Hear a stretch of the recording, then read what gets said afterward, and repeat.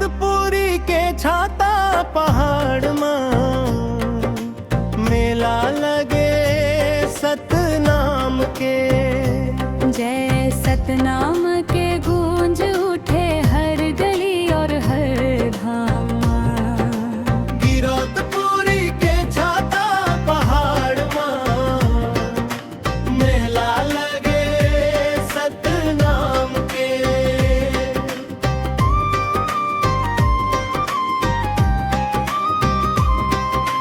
दूर दूर ले भक्त मन आवे, मन में भक्ति के उजियार।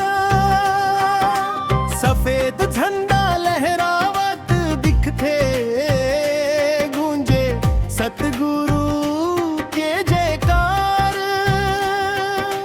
भक्ति रस्म भिंजे धरती गाथा गावे नाम के। गिरौदपुरी के छाता पहाड़ में मेला लगे सतनाम के।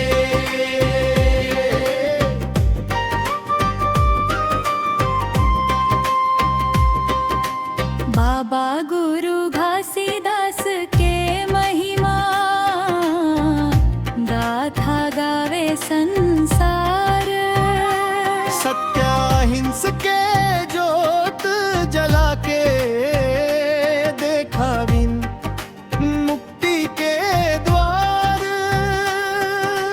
सतनाम के दीप जले हैं हर मन के अरमान मां। गिरौदपुरी के छाता पहाड़ में मेला लगे सतनाम के।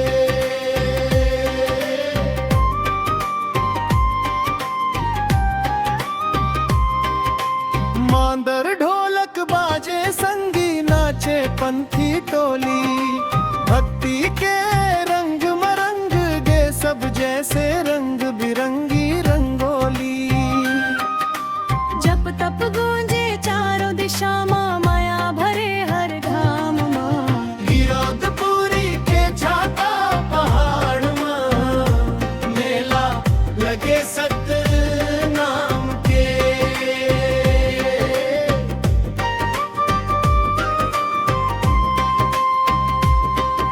सतगुरु के चरण माँ के सब दुख दूर हो जाते। सतनाम के अमृत पी के